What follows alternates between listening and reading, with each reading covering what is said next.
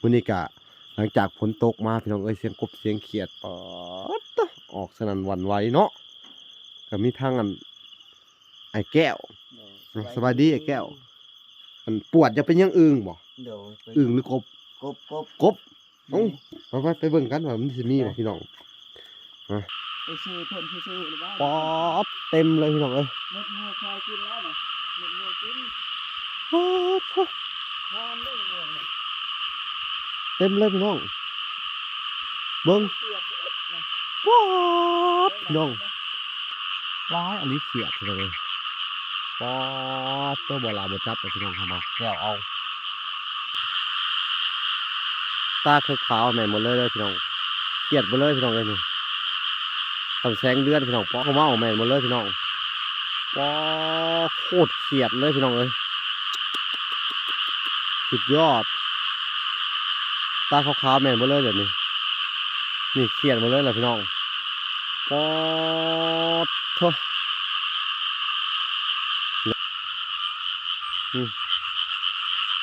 แม่นหมดเลยพี่น้องปอดเถอะอีพ่ออีแม่เขียดเลยแค่นี้อุดมสมบูรณ์เลยพี่น้องเลยปอดเถอะ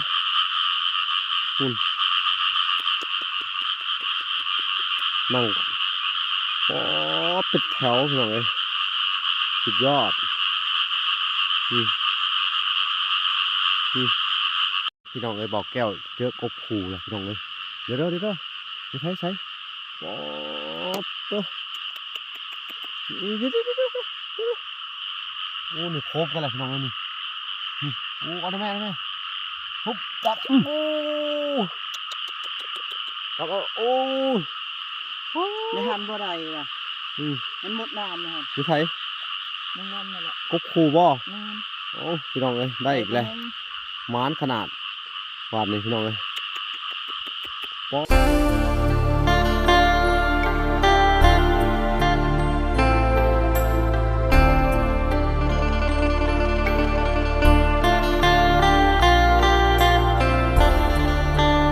เอาโอเคเนาะทุกคนกราบสบายดีพ่อแม่พี่น้องเบิร์ดสู่คนเนาะยินดีเข้าสู่ช่อง YouTube เบาหล่าสายบุญคุณธรรมคือเก่าเนาะทักทายสบายดี FC ทางฝั่งไทยและ FC ทางฝั่งลาวและ FC ต่างประเทศนำเด้อพี่น้องเอ้ยเนาะมื้อนี้ก็หลังจากฝนตกมาพี่น้องเอ้ยเสียงกบเสียงเขียดปอดออกสนั่นหวั่นไหวเนาะก็มีทางอันไอ้แก้วสบายดีไอ้แก้วมันปวดจะเป็นยังอึ่งบ่อึ่งหรือกบกบ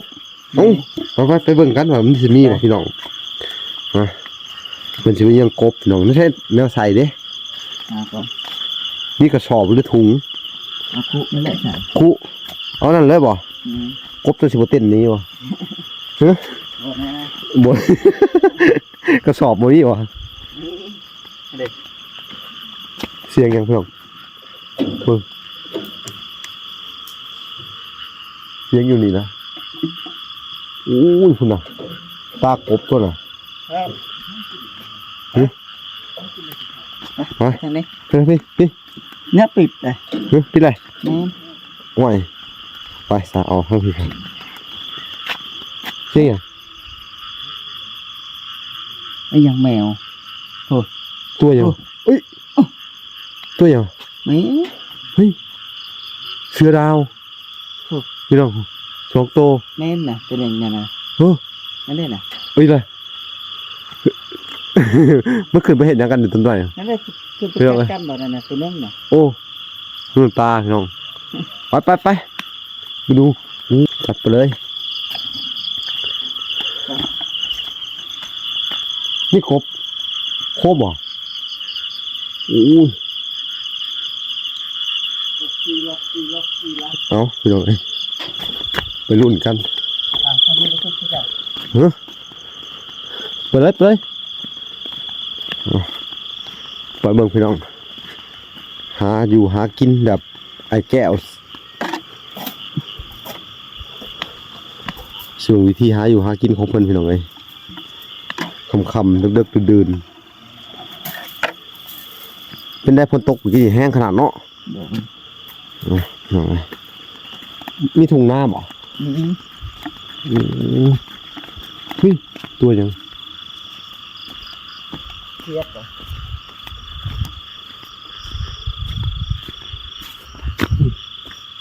โอ้ยพี่น้องเอ้ยให้อันทางไอ้แก้วเพิ่นน้ำหนาพาออกล่าพี่น้องเอ้ยหาอยู่หากินไปเบิ่งพี่น้องพอสิได้อีหยังแน่เสียงกบพี่น้องอบอยู่เถอะ ไอ้พวกน้ำลายเพราะว่าบ่ได้ดอกกบ นะ นี่ น้ำลายบ่น้ำขุ่นบ่ นี่ มันขุ่นบ่น้ นี่ในถุงน่ะน้ำคือสิลายได้ ำแต่เขียดร้ายขนาดเนาะ นี่ มีเขียดหยังไง เก็ดอันและเก็ดหมูเก็ดนั่นแหละ เขียดทั่วไปเนาะพี่น้องเลยไปเบิ่งกันไปเบิ่งกับไอ้แก้วเลยเนาะ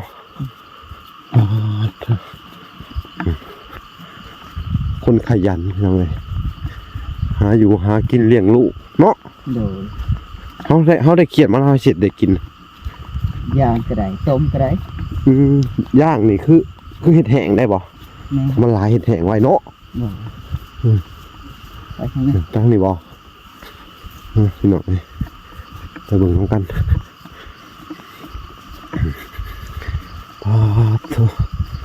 ไปเบิ่งพี่น้องมันจับเดี๋ยวได้มื้อนี้อาสาไปถ่ายคลิปเพิ่นพี่น้องเอ้ยหลังจาก ได้ เพิ่น เด้อบ่ได้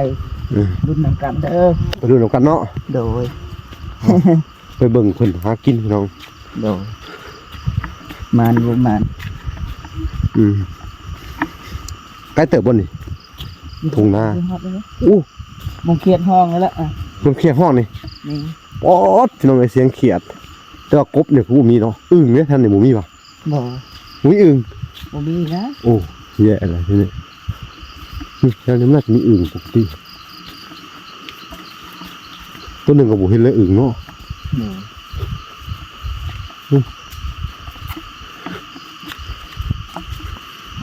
มีอื่นกับบ่แพ้คนละ นางพ้นตกใหม่ๆพี่น้องเลยครับ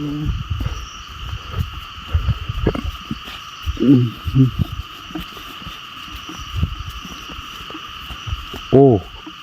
เสียงเขียด เวียดนาม สนั่นหวันไหวเนาะ โดย ป๊อดเหยียบเหยียบอึ่งเหยียบเขียด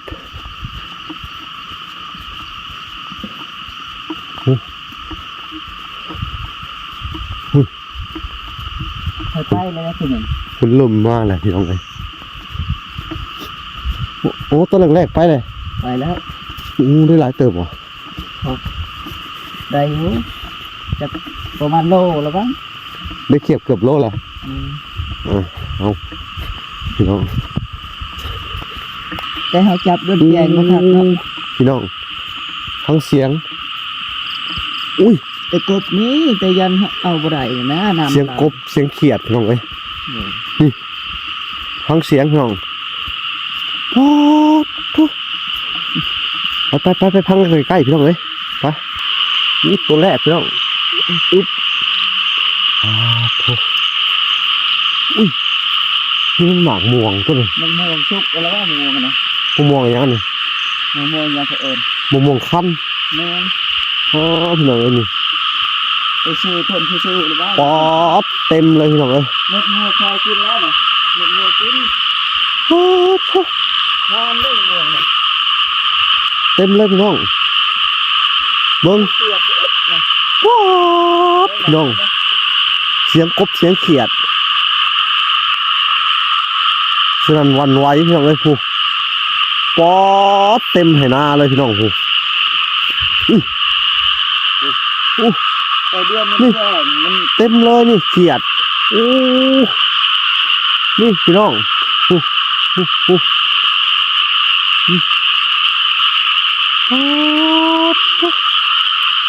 เขียดพี่น้อง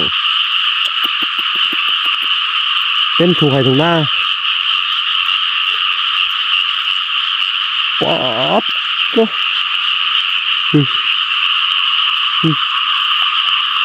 เต็มเลยพี่น้อง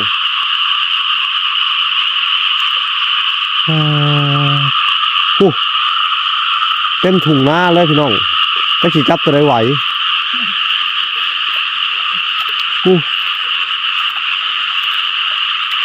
มึงบอกแก้วดีกว่าพี่น้องเลยคนจับเอาพี่น้องหลายเกิน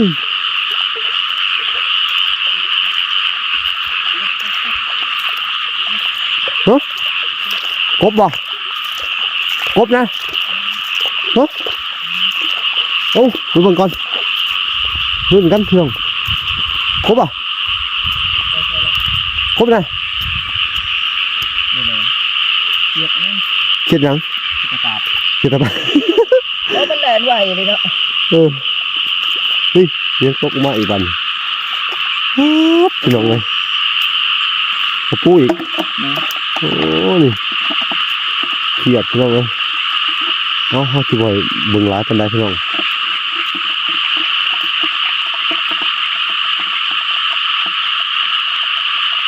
โอ้กำเลยพี่น้องตาโอ้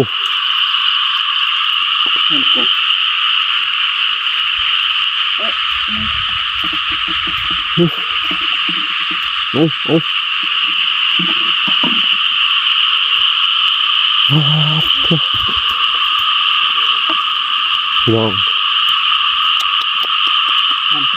มึงให้ตามกบไปเจ้าเด้อมึงเขียดผูกขอจังเลยพี่น้องไอ้เขียดผูกนี่เขียดพี่น้อง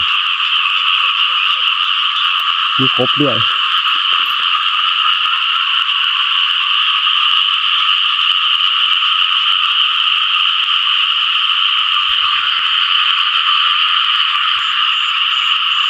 กบพี่น้องเลยนี่เดี๋ยวเวลาจะไปจับกบขู่ครับพี่น้อง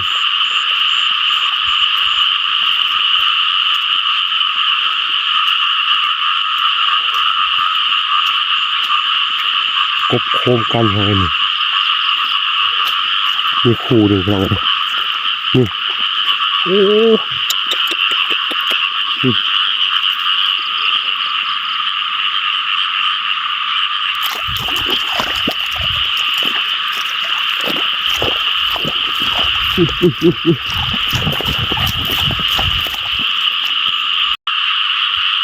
นี่พี่น้องกบเขียดส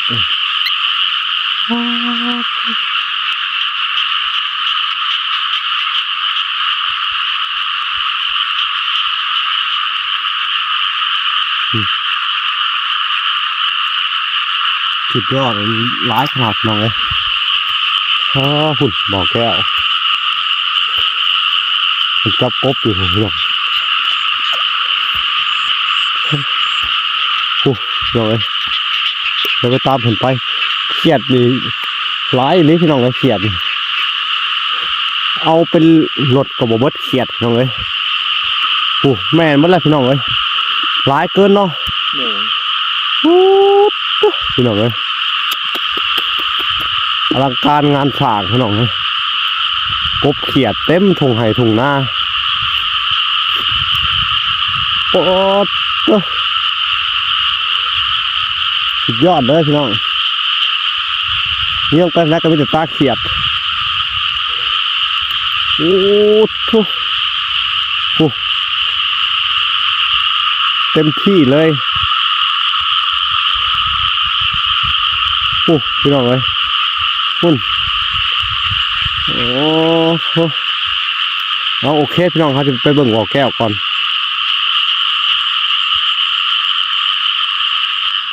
พี่น้องเขียดอุ้ยไปแล้ว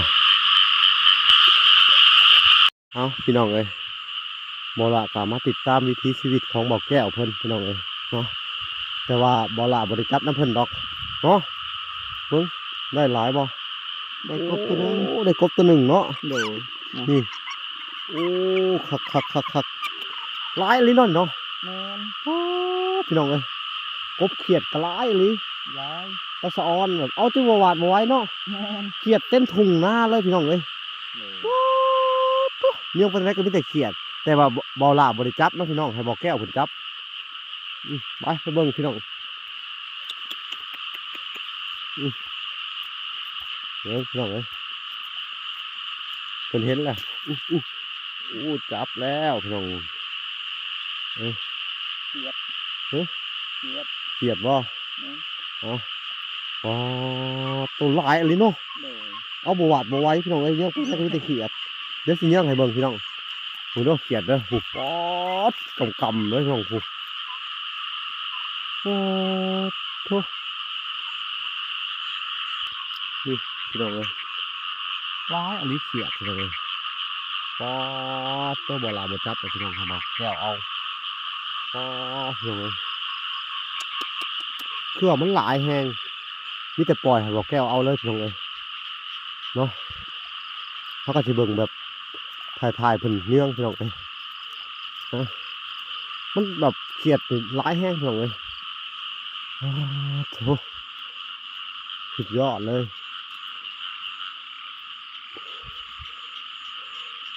มาถ่ายทำเบิ่งเพิ่นซื่อๆพี่น้องเอ้ยบ่ลาบ่จับน้ำเพิ่นมันหลายแห้งเพิ่นจับเอาอะไรพี่น้องแป๊บเดียวมันสิเต็มขู่แล้วพี่น้องเอ้ยแม่นหมดแล้วตาเขียด แม่น ครับพี่น้องติดตามเพิ่นไปพี่น้องเสียงขับบ้านเลยพี่น้องเอ้ยโอ้เสียงขับทงพี่น้องเอ้ย ตัวกบอันนั้นมันอยู่ใส่อะ ใช่กบป่ะ แม่น คือเนี่ย แต่มันมุดน้ำบ่เวลาเขาไปใส่ หมุดเนาะมันก็ย่านคือกันนะพี่น้องอย่าต้นหลังบอกแก้วดีกว่า ใส่เขาไปใส่มันมุดน้ำแล้วก็ เนี่ยกบป่ะเนี่ยเอาไปนั่นน่ะเห็นบ่ฮะนั่นแหละนั่นบ่ เขียดแล้วก็ นี่แหละพี่น้องเขียดทั้งมันหลายพี่น้องฮะเบิ่งคนพี่น้อง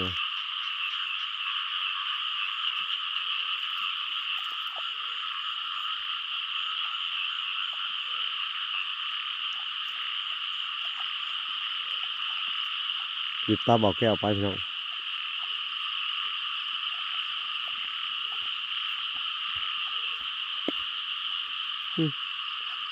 เขียดหลายนี้พี่น้องเลยผูกจับไว้อีกแล้วพี่น้องเลยได้หลายขนาดเนาะเอาเห็ดไม่ได้เขียดแม่ไข่เนาะแต่ว่าพี่น้องเลยเขียดหลายอันนี้เลยพี่น้องเลยพี่น้องตามหลังเบาแก้วไป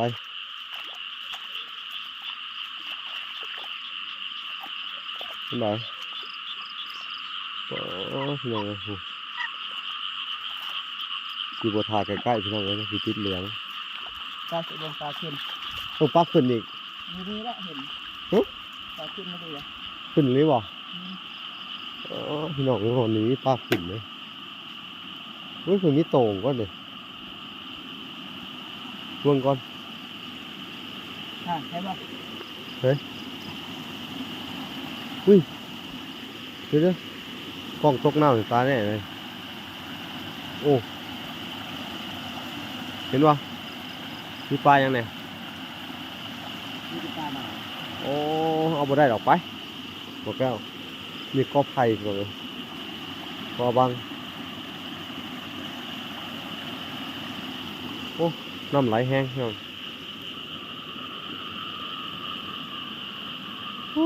สะออนเขียดเนาะกบบ่ค่อยร้ายพี่น้องเลย เขียดลายเลย มีแต่จะ อะไรวะมันจับบ่ได้เขียดลายโคตรเขียด โอ้ยมันจะจับบ่ได้เลยดิแล้วบอกอะไรเดี๋ยวจับบ่ได้ บ้าต้นนานหมดนะ โอ้ยเนาะจะเอาบนเดียวก็ได้แต่เขียดนี่เนื่องไปทางไหนก็แม่นเขียดไม่ต้อง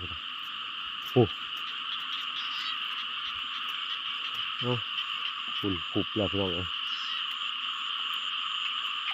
มาบ่ได้นี่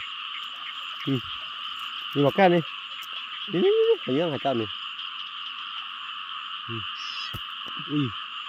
จะหาจับเอาเก็บไข่ละ ฮะ จะหาเอาเก็บเอาไข่ เอาแต่ตัวนั้นแหละมาตากแห้งแล้วเนาะ เดี๋ยว อุ่นแม่นหมดแหละพี่ดูตัวโปรดดิรับเอาต้นนี่พี่น้อง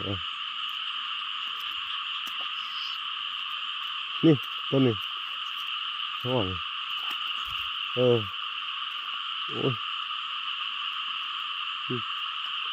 แล้วก็นี่ต้นนี้โอ้หลายเกินเขียดพี่น้องที่ปล่อยให้เป็นหน้าที่ของเบาแก้วพี่น้องพวกเพิ่นคือนักล่าหาอยู่หากินเนาะ เดี๋ยวพอได้เลี้ยงลูก พอได้เลี้ยงลูกของท่านเวลาจะเป็นคนถ่ายเพิ่นอย่างเดียวพี่น้องเลยปล่อยเพิ่นจับเลยมันหลายเกินพี่น้องคุณอ๋อตัวเมืองเขียดเนาะ เดี๋ยว อ๋อเอาไปขายบ่ได้บ่ครับเอาไปขายเขาสิซื้ออยู่บ่ จักเลย พวกมันหลายเขาก็บ่อยากซื้อไปได้เนาะ แมน เพราะว่าเดือนนั้นฤดูแล้งเขาซื้อเนาะ เดี๋ยว นี่ตัวมันไงนี่โอ้จับเลย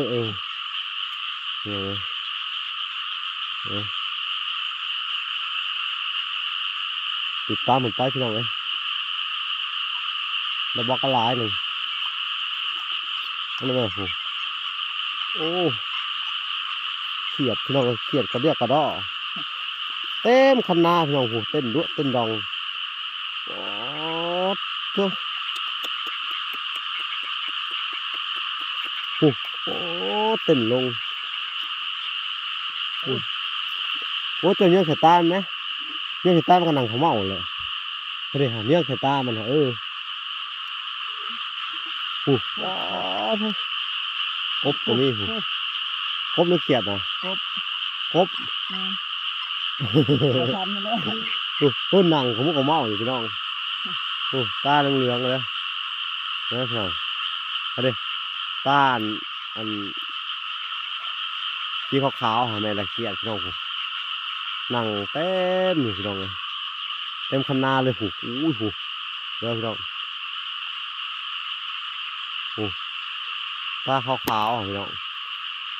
ระเบ้วอยู่ในคันนาพี่น้องเลยก็เขียดเมืองเขียดพี่น้องเลยแค่เนี่ยหมูข่อยมีคนเมืองหาอยู่หากินพี่น้องเลยนี่จะบอกแก้วลุยผู้เดียวเนาะโอ้เต้นลงสุดยอดพี่น้องเขียด เกียดลายนี่เลย เขียดหลายเลยเนาะ เดี๋ยว ป๊อดนี่โคมกันเห็นเนาะโคมกันได้ไหมเดี๋ยวครับโอ้โคมกันพี่น้องเลยโอ้โห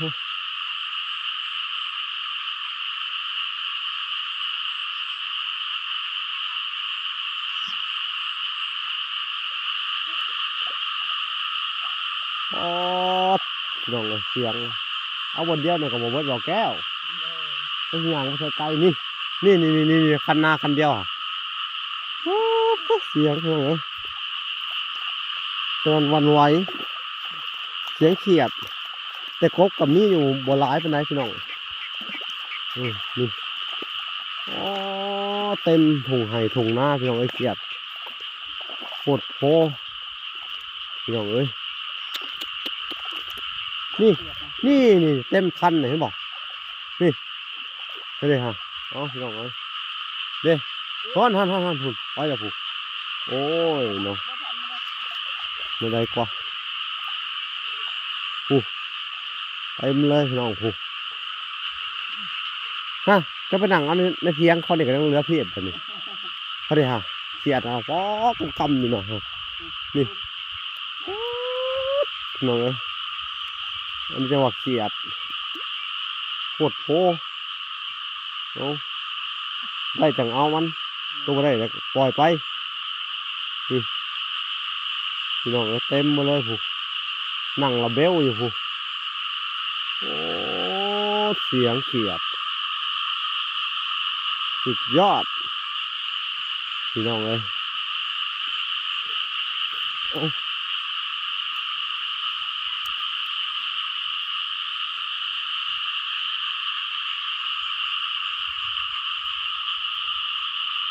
นี่บอกแก้วนี่ยังเอาทางนี้ก็ได้นี่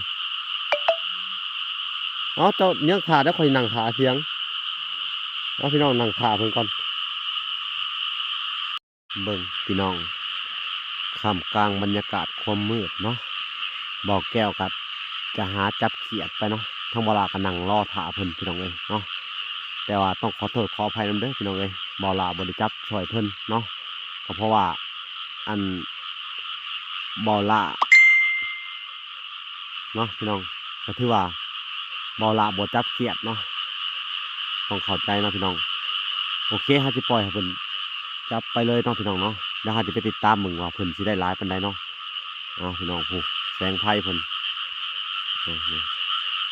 นี่ไปแล้วพี่น้องเสียงกบกับห้องเสียงเขียดเต็มเลยพี่น้องเลยยอมขับบักเขียดหลายดีพี่น้องเลยสุดยอดดังขับทีบเลยนี่โอเคพี่น้องเลยไปติดตามไปเรื่อยๆพี่น้องว่าเพิ่นสิได้หลายปานใด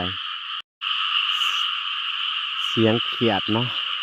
จะดังสนั่นหวั่นไหวพี่น้องเลยผู้ปอด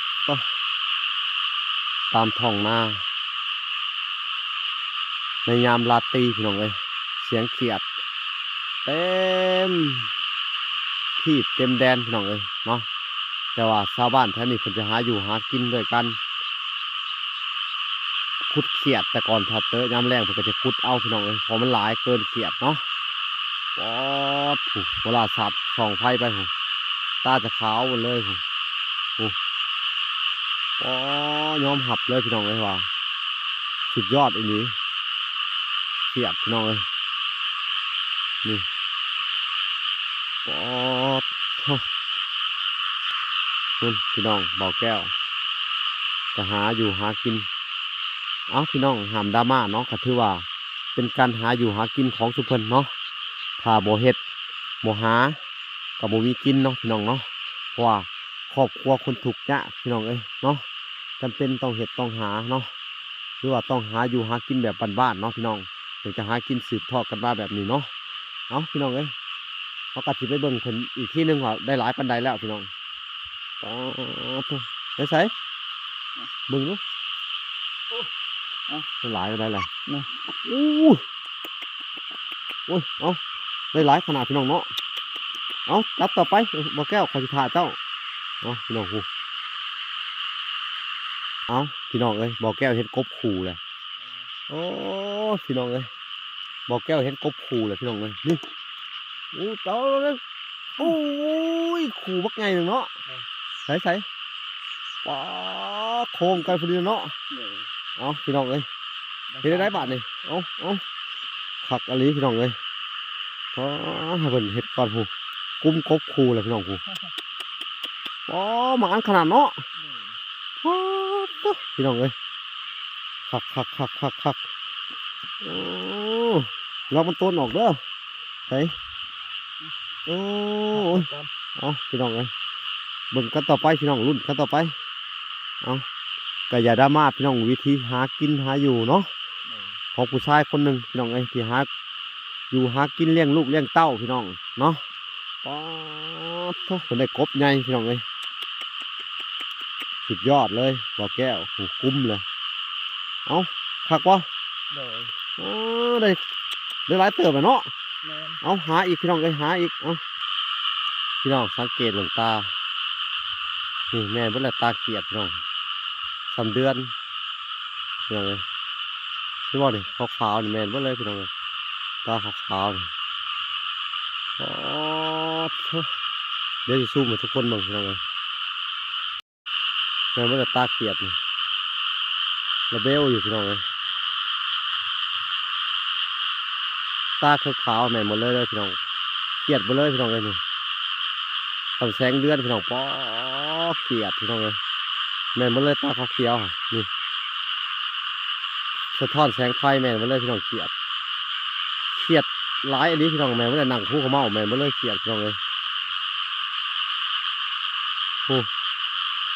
นั่งทุกข์เขาเมาแม่นหมดเลยพี่น้องว้าโคตรเขียดเลยพี่น้องเอ้ยสุดยอดตาขาวๆแม่นหมดเลยเดี๋ยวนี้นี่เขียดหมดเลยแหละพี่น้องป๊อดเถอะพี่น้องเอ้ยบรรยากาศเดี๋ยวเขาไปย่างก็เบิ่งพี่น้องเอ้ยถ้าทุกคนบ่เชื่อมันจะเต้นไปรอบๆลาบเลยพี่น้องตอนนี้เวลาซูมอยู่เบิ่งนะครับพี่น้องป๊อดเถอะเขียดพี่น้องเอ้ยนั่งระเบลอยู่พู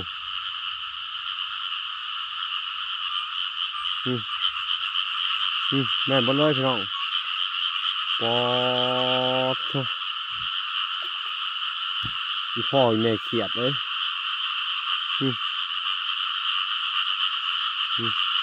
นั่งขาวเขาเมาอยู่พี่น้องพูโอ้ย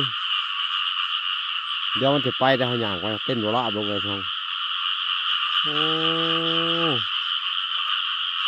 ตาสีลายเนี่ยพี่น้องเลยโอ้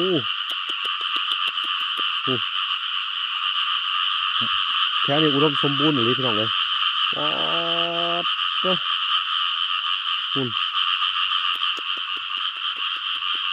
นั่งว้าวเป็นแถวพี่น้องเลยสุดยอด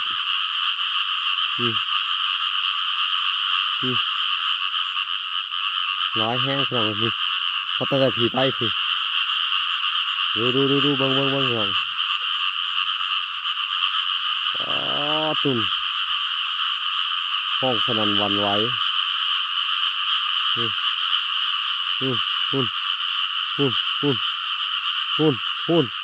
ชุดสายเลยพี่น้องเลยเอาโอเคพี่น้อง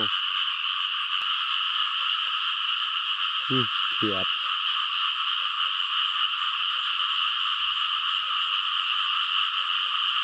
2 โตพี่น้องโอ้โหขาวจังนะตามไปเบิ่งครับ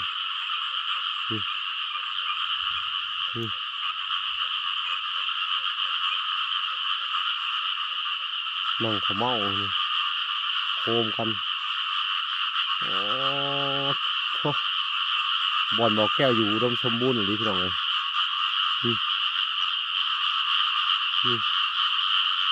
โคมกันเลย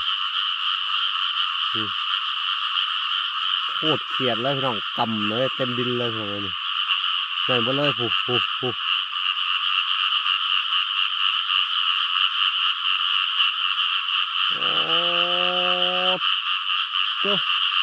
เอาโอเคพี่น้องเลยบอกแก้วเจอกบขู่เลยพี่น้องเลยเดี๋ยวใช้โอ้ตัวโอ้นี่โคบกันเลยพี่น้องเลยนี่โอ้เอาได้ไหมฮุบจับโอ้จับโอ้ในหันบ่ได้ล่ะมันหมดน้ำนะครับดูใส่นั่นนั่นแหละกบขู่บ่นั่นโอ้พี่น้องเลยได้อีกเลยม้านขนาดวาดนี่พี่น้องเลยป๊อดโธ่สุดยอดเขาม้านเขาบอกแก้วเพิ่นพี่น้องเลยโธ่กบคูพี่น้องเลยบรรยากาศหาอยู่หากินเนาะไข่แก้วสุดยอดอีหลีพี่น้องเลยผักเนาะไม่ใช่บ่เขาบ้างเนี่ยป๊อดโธ่ทั้งกบทั้งเขียดพี่น้องเลยคือชิมาหมานแทะนี่ฮะเขียดมีแต่ไข่เลยเขียดไม่ใช่ใครวันนี้เช็ดได้ต่อดิอันน่ะตากแดดไว้เนาะตากแดดไปกินให้ลูกกินเนาะอ๋อประหยัดกับข้าวไปได้หลายมื้อเลยเนาะอ๋อพี่น้องเลยเอาสู้ต่อไปเอาพี่น้องเลยจับกบก่อนวิธีหาอยู่หากินนี่ใช่ไปจับกบก่อนบ่ไปตามผมไปอีกที่พี่น้องเลยอ๋อสุดยอดพี่น้องเลยกบเขียดร้ายพี่น้องเลยแต่ว่ากบนี่โบร้ายปันได้พี่น้องแต่เขียดนี่ร้ายเกินเขียดในลายกบร้ายเกินเขียดพี่น้องเลยเอาพี่น้องเลยบ้านนี้ก็เป็นบรรยากาศ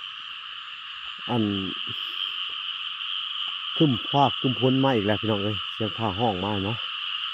ทางบ่ล่ะก็สิได้พาเพิ่นเมื่อก่อนพี่น้องเอ้ยย่านผ้าแตกผ้าห้องผ้าเลื่อมพี่น้องเอ้ย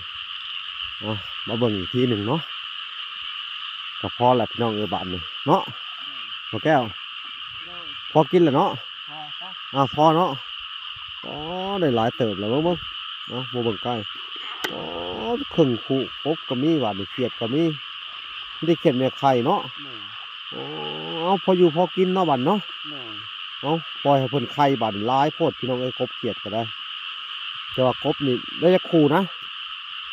กบจะโตอ่ะ กบ กบเลยฮะ อื กบ ม เลยหานั่นแหละ อืมไปตัวหนึงเลยเนาะอ๊าดพี่น้องเอ้ยเอาหลายโพดหลายโพพี่น้องเอ้ยเอา 5 โต ก็ปล่อยให้เอาพออยู่พอกินเนาะ โดย พอแหละมื้อหน้าจังมาหาใหม่อีกเนาะ อืม ปล่อยให้เพิ่นไข่ก่อนพี่น้องมันหลายโพดหลายโพพี่น้องเอ้ยเอาโอเคพี่น้องเอ้ยคลิปนี้ก็มาติดตามเบิ่งไอ้แก้วเพิ่นหาอยู่หากินพี่น้องเอ้ยเนาะเวลาก็จะได้จบคลิปก่อนกับเบาแก้วเนาะ โดย อีพีหน้าพอกันใหม่พี่น้องเอ้ยเนาะ โดย หมานเนาะมื้อนี้เนาะ โดย ว้าได้โคมใหม่เนาะเป็นน้ำข้นใหม่วะเบาน้อยบ่ซื้อให้ โดย ว้าผู้นี้ฝนตกผู้นี้เลยซื้อโคมกันเนาะ โดย เหมาะเจาะพี่น้องเอ้ยเหมาะเจาะในการหาอยู่หากินเนาะ โดย ก็ถือว่าบ้านไอ้แก้วนี่เนาะ